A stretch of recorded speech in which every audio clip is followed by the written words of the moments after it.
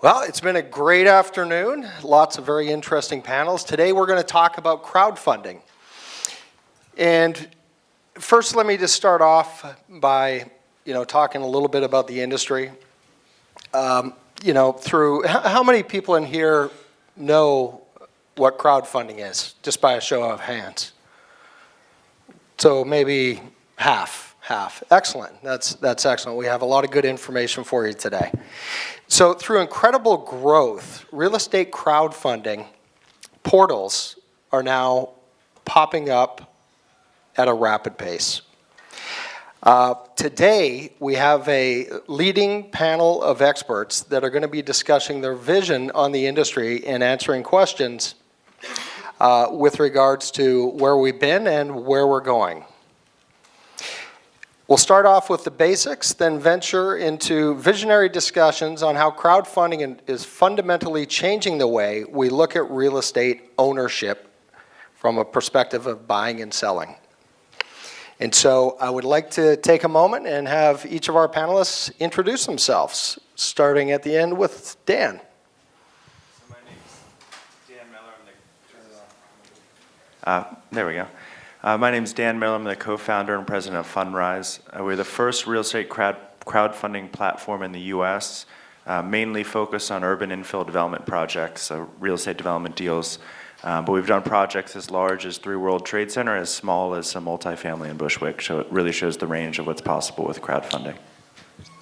My name is Doug Elenoff. I'm a partner in the New York law firm of Elenoff, Grossman & Scholl, working with the crowdfunding industry over the last 3 years, including both domestic, state, federal, and international regulators. We've helped build out the crowdfunding rules and regulations, working with the industry, the funding portals, and the investors.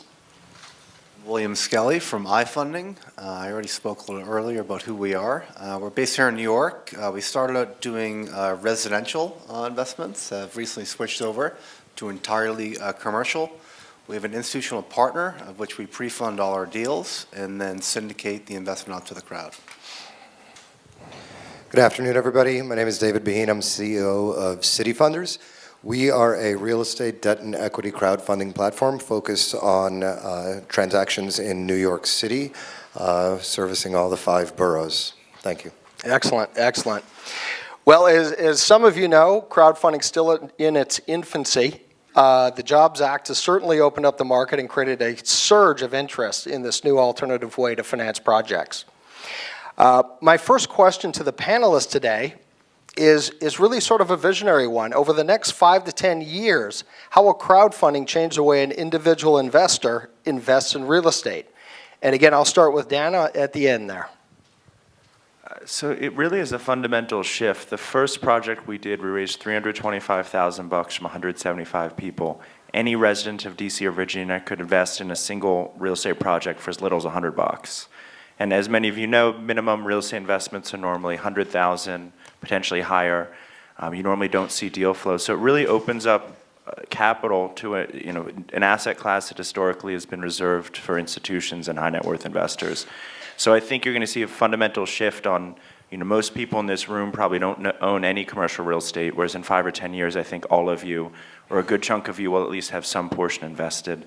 And I also think, the way that these networks are popping up, they're going to challenge the existing financial system, not just in real estate, but throughout, by creating more decentralized hubs of capital that are more efficient and connected online. So I think you're going to see bigger changes throughout the entire financial sector and how it's structured, similar to media and telecom, where it was 15 years ago to now. I think the financial industry is ripe for change. So it's much bigger than real estate, and hopefully it'll have an impact that affects everybody.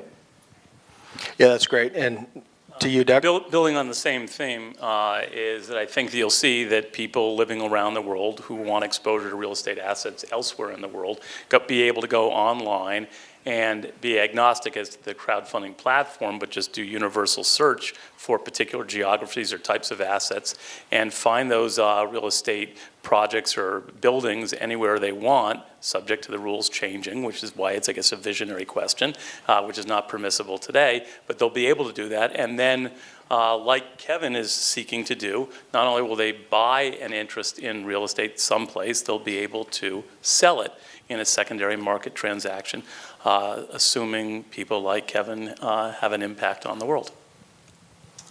I look at it as access and correlation. One thing that Fundrise, Dan and his brother have done tremendously well at is introducing these types of investments to non-accredited investors.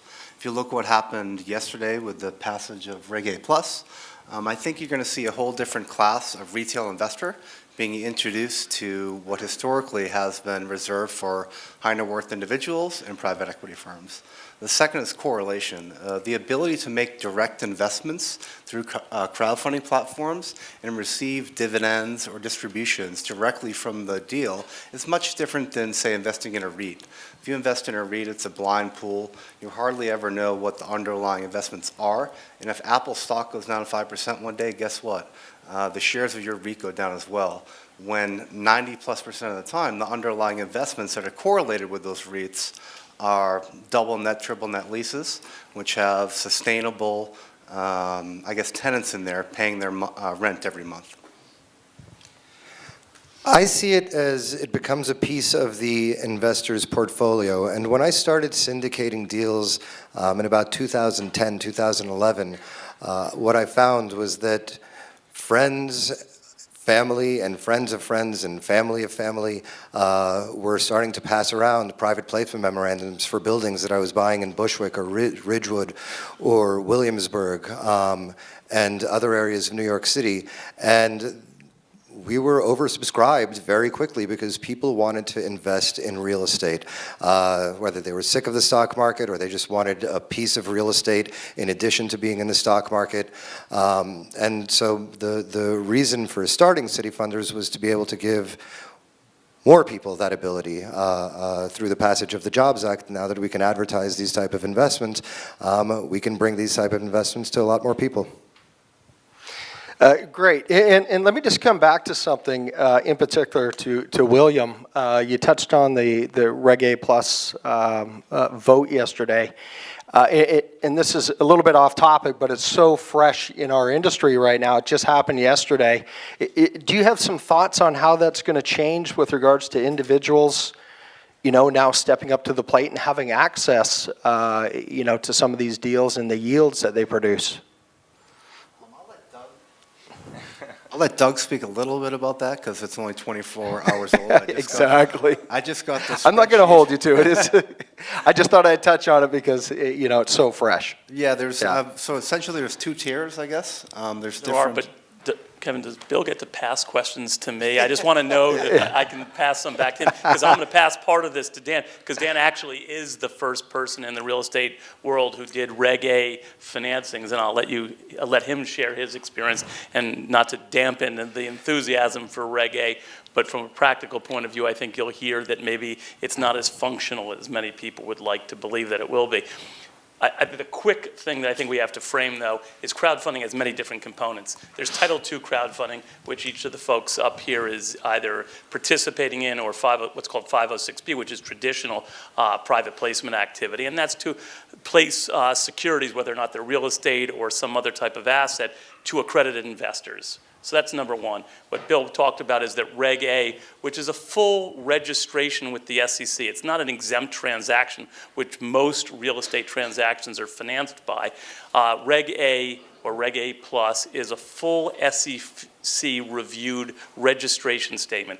It takes time, it's expensive, so the transaction expense, which I think is what Dan will come back to in a minute, is not for everybody, since you don't know whether or not you're going to raise the money. But quickly, Reg A Plus has two different tiers. There's Tier 1 that was up to $5 million financings that once it was completed with the SEC, you could raise money from accredited investors or unaccredited investors, and you could raise up to $5 million, which has now been pushed to up to $20 million without audited financial statements, and your registration statement and your ongoing reporting requirements would last for a year. And you can trade those securities or transfer those securities if you can find a marketplace for them. The new rules allow you to raise up to $50 million if you use audited financial statements, and then it preempts state law, so you don't have to do your blue sky filings. And once you've gone through that process, you can sell to both accredited and unaccredited investors. It probably is less of a real estate tool than it is for venture deals and pre-IPO activity. And then the last thing, just to be clear, is Title III, which I spend most of my time on, is the provision that will allow unaccredited investors to do private placement activity when and if the SEC ever finishes the rulemaking process. But that's not permissible activity today. Right, and I think the last point's the most relevant, that generally true crowdfunding where anybody can invest is limited, or so it's basically not possible except with that huge regulatory cost that makes it not economically feasible. The first Reg A deal we did, we spent over $500,000 on legal to raise $325,000. So it worked for us because we owned the building, we were building the platform, we made that investment, but for any real estate operators in the room, I assume you probably wouldn't take that same bargain. And so the reality is you can't access retail easily, which means you're limited to accredited, which means it's 3% of the population, so you lose the network effect, you lose the digital distribution. And so until that is really put in place, and is, it's 2 years always from today, so I don't know when it'll ever happen. Until that's in place, I don't think you're going to see the mass adoption and kind of societal, cultural effect that something like a Kickstarter created. It's going to be more limited to high net worth family offices, institutions, because that's the only people you can access easily. So it is, I think, very frustrating for all of us that you're generally constrained to high net worth accredited, and you lose a lot of the dynamics of smaller investors. All right, great. Well, let's dig in. Let's dig in, guys. So back to William. So do you see with your company, are you seeing debt equity, or a combination of both becoming sort of the main source of funding capital? Sure. So we've done a 180 ourselves. We started out doing single-family homes, buying them all cash, preferred equity, small pref like 8 to 10%, 50-50 split with operating partner. You look at our last 10 deals, 9 of them have been debt. When we offer a debt investment on our platform, say anywhere between $500,000 up to $2 million, usually gets sold out in 48 hours. It's much easier to do debt. It's a little bit more challenging and takes a little longer to do equity. I know we're personally focused and professionally focused on debt on commercial real estate going forward, although we will play in the senior preferred equity space if it's under a 70-75% LTV. So if there's some senior and mezz in a property, that's going up to 60, 65, and we can play in that sort of 5% space going up to 70 as preferred equity, we'll certainly do that. Okay, great. And David, I know you have 3 new projects coming out. Are they debt deals as well, or are they a combination? We're going to be launching next month with 3 deals on the platform. 2 of them are debt deals. One's 2 buildings in Chinatown, where we're the mezz piece on that, and the other is a Bushwick Industrial, where that's a conversion from industrial into retail, and that's also a debt piece. And then we have an equity investment that's going to be offering a pref and then a promote to the sponsor. It's a 400,000 square foot project in Long Island City that's a new construction. So I don't know if I'll be doing a 180 on some of this stuff as well. I imagine the debt is easier as it does start providing returns to investors more quickly, but I think with a solid sponsor that has a solid track record, equity should be able to do pretty well as well. Yeah, I think the comparison we normally use is the internet and e-commerce, which, similar concept, started with books, electronics, CDs, that people knew what the product was, they were just buying it online. We found that equity is like fashion. It took 10 or 15 years for the infrastructure to be in place for people to buy different colors, different sizes. There's no standardization. So we started with equity and have moved towards mostly preferred equity, mezz, debt-like instruments, short-term, high yield, because you're investing, you get 12% a year, you get 6% current for 3 years, and then the rest of your money back at year 3. Much easier to understand than your capital is going in. You may get paid back in 3 years or 7. We may sell, we may refi, there may be a capital call, and then you're lost at that point. So with the simpler execution on debt and fixed income, I think, is going to be the initial growth, and then equity will come in 5 or 10 years later, I think. Well, and just to follow up on that, Dan, and I know you guys are pioneers in the industry. What have you guys seen so far with regards to deal size and yield? What is sort of the sweet spot for deal size and yield? Yeah, so we started initially as real estate developers and built our platform to fund our own transactions. And the market we were focused on is, equity checks less than 10 million. Institutions won't look at it. They won't fund it. It's too small. So it's deals of 30 million or below. So in a lot of these more emerging areas, Bushwick, 8th Street Northeast in DC, the LA Arts District in LA, there's a lot of creative infill development that's too small for institutional scale, but is still very viable. And so that's where we play, basically, in that space. And our deal size started out, us funding a couple $100,000. We now fund with our own balance sheet, and we're doing positions 3 to 5 million. We're about to close a $10.5 million position. So it's rapidly grown, and most of that growth is the fact that institutions are now investing side by side. So on a $8 million position, maybe the crowd will buy 2 to 3 million of that, and the rest will be bought by larger institutions. So that's been, I think, the biggest industry changes are people moving towards funding up front with their own cash and then moving towards partnerships with institutional investors who in the same way now have access to a subset of the market they were previously ignoring, which they always like to find new market opportunities. No, that's great, and that's a great segue. And, William, you mentioned that 9 out of the last 10 deals that you guys have done are debt. Typically, what does that capital stack look like? When you do a deal, on the debt side, what typically does that look like? Sure. So most recent deal we did, so we pre-fund everything, most recently with our institutional partner. We did a $55 million portfolio refinance. It was a 55. Deutsche Bank was the senior debt on the portfolio. It's an office building, a hotel under construction, an existing Courtyard Marriott. I think DB came up to around 62%. We made a mezz loan, which yielded 13.5% through our internal pool of capital. So that brought us up to maybe 72%. We created 2 tranches of that mezz piece.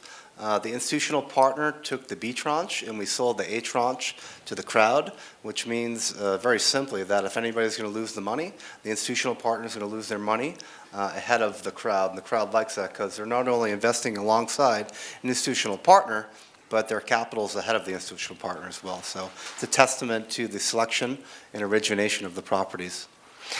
Right. So that's great, and it shows that the investors can have some trust in the deal.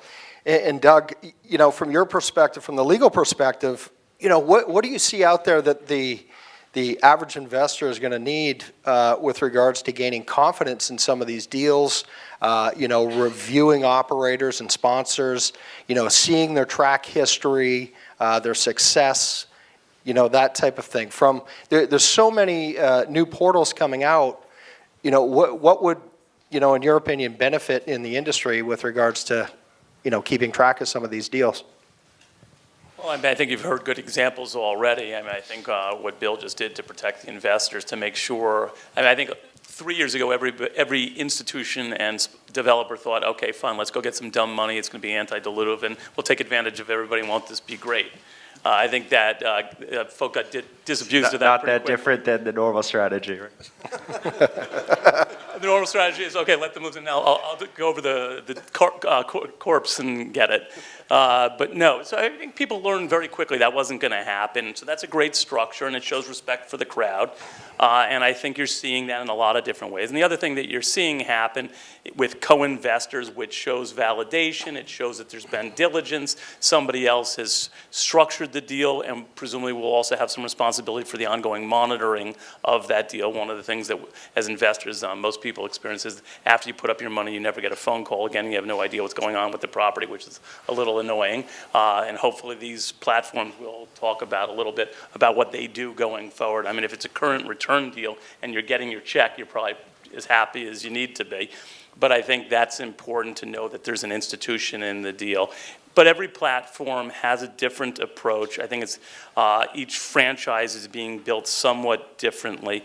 Obviously you have New York-centric models like you're hearing from David, Fundrise and Realty Mogul, which are probably the older platforms that are out there now, and now Bill as well, are pre-funding their deals, and then the crowd is backfilling that money. And I think those are all very powerful statements to the crowd that somebody else put up the money first. So it's all those common sense elements that you're looking for to make sure you're not the dumb money going in.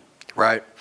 No, it makes sense. And David, you know, with your new portal, do you have sort of safeguards in place with regards to you guys doing the vetting, and you know, what can an investor expect coming into some of these deals? What sort of transparency do you see? A few questions there to answer.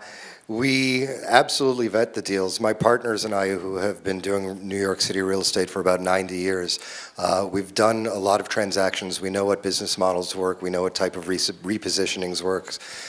We know the neighborhoods out here really well. So we know what kind of deals are going to succeed. And so what we do is, first of all, when a deal comes in and we like it, we take it through our committee. Our committee is right now 8, it will be 10 shortly, of New York City real estate leaders. We take it to our committee, they grill the deals. And if they approve, if we get a majority vote from them, if they approve the deals, then we pre-fund it. We have a $40 million line of credit, and the 3 deals that we'll be launching with are actually already pre-funded. They're already closed. And once the deal's ready to go up on the platform, we'll put it up there. But the safeguards of our money going in, as well as the committee, we feel should make the crowd, our investors, feel very, very good about the deal. Excellent. No, that's fantastic. We're going to switch it up a little bit.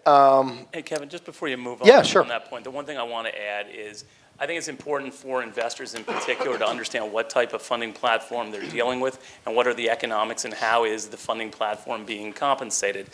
If it's a transaction-based compensation where you're raising money on the site and you're taking a commission from the investors that you've raised the money from, you must be a broker-dealer. Period. It's not, there's no confusion on that point. And with being a broker-dealer platform, you have definite due diligence responsibilities, and that's another way that investors can get comfort. It's not the only one. The good thing about the folks up here is they're doing substantially the same sort of vetting and due diligence that would otherwise be required of a broker-dealer model. And the reason they're doing it is good commercial practice first and foremost, but it's also because they have fiduciary responsibilities to monitor those deals. So I just would encourage, if you're going on to these sites, you need to understand how people are being paid and whether or not they're regulated. Well, and I mean, the yields are high, which would indicate that there is high risk. I mean, these aren't guaranteed deals. You know, just like any investment, you want to do your own due diligence. Dan, yeah? And the consumer behavior is interesting. So most people who sign up to the site, they create an account, they don't invest for 120 days, they see some deals on the site, they see the deals funded, and then they invest 5 or 10,000 and they slowly up the ante. So you're seeing on the consumer side that type of behavioral pattern. I use e-commerce comparisons. Early 90s, you order something from Amazon, you don't know if it's safe to put your credit card online, you don't know when it's going to arrive, and so you might order one thing and see how it works, and eventually you build that level of trust. I think that's what's happening here. Consumers are not dumb. They know that this is early on in a new field, and they're being patient, they're asking questions, they're investing smaller sums and slowly climbing their way up. Yeah, and I had a conversation with somebody in the lobby, and they say, listen, you know, it sounds really cool and really interesting. You can own a share of a particular project. But he said, I'm staying on the sidelines. It's like people are looking for something bad to happen, and it's not. You know, we're moving forward. You know, there's enough regulation. There's enough confidence there. There's good deals being done. And it, you know, is only picking up speed and velocity at this point. So Dan, just to touch on something, I know that you guys are taking on Third World Trade Center, or 3 World Trade Center. Not Third World Trade Center. Right, sorry. That's in Jakarta or My something. bad, my bad. Why don't you tell us a little bit about that project, because it's, you know, it's marquee and it involves crowdfunding. So Silverstein was actually one of the first groups we met with when we first came up with the idea of, you know, just testing it out and see what they thought, and they were really wonderful to work with. So the president of their company is on our board. We've been working with them for a few years and trying to get one of the World Trade Center projects, one, just to prove the legitimacy of the model. You know, people initially thought this is not going to work for institutional product, there's not much more institutional than that deal. But also where we came from, which is the narrative. You're selling people an investment, but they're really buying. It's the same person who buys Google or Apple stock. They might not know the margins, they don't exactly know the business, but they like the product and they're comfortable with it. And something like World Trade, you're selling the idea that people are investing in something they want to be a part of. They know their narrative, they know the story, they want to help rebuild it. And I think we found the most success in our deals when there's a narrative behind it that get people excited. They may say they're investing purely because of the financial return, but they're weighing a few other items. So we found, a project like that gives credibility, but also creates a narrative that get people excited. We're doing a deal in Detroit in the same way. Detroit residents want the ability to invest in their city, in bringing it back, and you're playing on the same similar kind of emotional themes as well as the investment themes. Okay, great. I just want to tip my hat to William. I know that he recently has crowdfunded his own company, which is amazing. And it's a testament to how well the crowdfunding world is working, and congratulations. William, what types of partnerships are you developing to expand the deal sourcing and underwriting process at this time? Well, first of all, thank you, Kevin, for doing that. I think we took a little bit of a different approach to the marketplace, raising money for our own company. When we started, and then I'll get your second Sure. question, you may have to remind me of it. But we went and met with all the VCs in New York and San Francisco, and not one of them had any idea of real estate. So I think what Ben and Dan have done in supporting or backing themselves with real estate professionals is a much better strategy. And our angle that we're doing is we're a crowdfunding platform that's owned by the crowd. I think it has a lot of advantages for us. If someone is a shareholder in iFunding itself, they're less likely to go to Fundrise or Realty Mogul or one of our competitions. So that's certainly one of the reasons we did that. Just remind me of the second question there. Yeah, what types of partnerships are you developing right now to expand the deal sourcing side, and what are you doing on the underwriting side as well? Sure. So one of the biggest hurdles or hassles in our business is originating deal flow, underwriting deal flow, and closing, most recently, debt or a loan. It probably takes 40 to 50% of our human capital, taking an investment from origination to actually selling to the crowd. So what we've done is we've most recently hired the head of strategic alliances from TD Ameritrade. One of our first joint venture partners is a Forbes 50 billionaire, $17 billion, $1 billion of private capital allocated towards real estate lending. And what we do is we tap into their underwriting and originations. They see around $10 billion of deal flow a year. Another recent strategic alliance we're working on is an insurance company. They do around $2 billion of lending out of their own balance sheet every year, and we're looking to tap into loans that have already been made and then syndicate those out to the crowd. It makes it a lot less headache at the end of the day. Okay, excellent. And David, I know that your firm is just getting fired up. You have 3 deals coming up.